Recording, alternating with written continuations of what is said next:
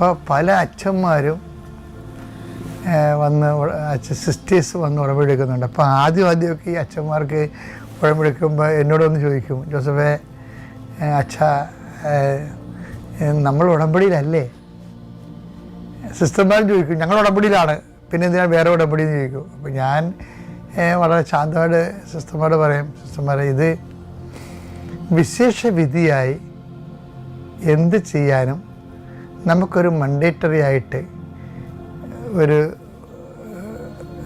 ദൗത്യം കിട്ടിയാൽ അത് ഉടമ്പടിയുടെ ഭാഗമായിട്ട് വരും. കാര്യം ദൈവത്തിൻ്റെ പ്രഖ്യാപിത മൈൻഡ് സെറ്റ് എന്താണ്? ദൈവത്തിൻ്റെ ശേഷവിധിയായി ചെയ്യുന്നതിനാണ് കൗണ്ട് ചെയ്യണത്.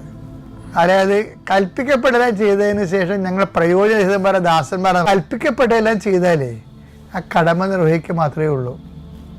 ദൈവം ഉദ്ദേശിക്കുന്നത് എന്താണ്? വിശേഷ വിധിയായി നിങ്ങൾ എന്താണ് ചെയ്യണം എന്നുള്ളതാണ്. ഇപ്പം ഞാൻ സിസ്റ്റേഴ്സോട് പറയും, സിസ്റ്റേഴ്സ് നിങ്ങളിപ്പോൾ ചാസ്റ്റിറ്റി അല്ലേ, ശുദ്ധത, പിന്നെന്താണ് ഒബീഡിയൻസ്, അനുസരണം, പോവർട്ടി, അപ്പോൾ ദാരിദ്ര്യം, അനുസരണം, കന്യാത്വം നിങ്ങൾ എടുക്കുന്നുണ്ട്. ഇത് നിങ്ങൾ കൽപ്പിക്കപ്പെട്ട സംഭവമാണ്. അത് നിങ്ങളുടെ ഫൗണ്ടറിൻ്റെ കാരിസം വെച്ചുള്ളൊരു ദൗത്യമാണ്. പക്ഷേ ഇതിനകത്ത് വിഷയം എന്താണ്? ഈ 17 അത് ആ ലൂക്കായുടെ സുവിശേഷത്തിലേക്ക് വരുമ്പോൾ 17:10 വരുമ്പോൾ എന്താ പറ്റണത്? കൽപ്പിക്കപ്പെട്ടതെല്ലാം ചെയ്ത് നിങ്ങളുടെ കാരിസം അനുസരിച്ചുള്ള കാര്യം മാത്രമാണ് നിങ്ങൾ ചെയ്യണമെന്നുണ്ടെങ്കിൽ എന്ത് സംഭവിക്കണത്? അത് കൗണ്ട് ചെയ്യത്തില്ല.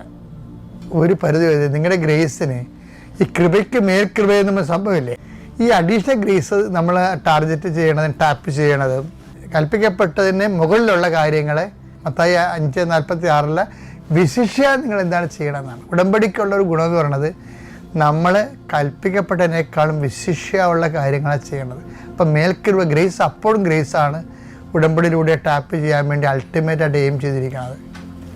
അപ്പം അതുകൊണ്ട് ഉടമ്പടിയിൽ ഇപ്പോൾ അച്ഛന്മാരായാലും ശരി, അപ്പം അച്ഛന്മാർക്ക് തന്നെ ഇപ്പോൾ ഒരു തിരുപ്പട്ട സമയത്ത് എന്താ പറയുന്നത്? പ്രിയമകനെ നീ ഇത് കർത്താവിൻ്റെ വചനം അഭിനന്ദ പിതാവ് കൊടുത്തിട്ട് എന്ത് പറയും? പ്രിയമകനെ നീ ഇത് വിശ്വസിക്കണത് ജീവിക്കുക.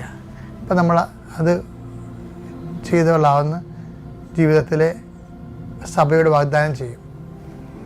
പക്ഷേ ജീവിച്ചാൽ മാത്രം പോരല്ല, കർത്താവ് ജീവിക്കാൻ വേണ്ടി മാത്രമല്ലല്ലോ നമ്മളെ പട്ടം തന്ന് വിട്ടിരിക്കണത്.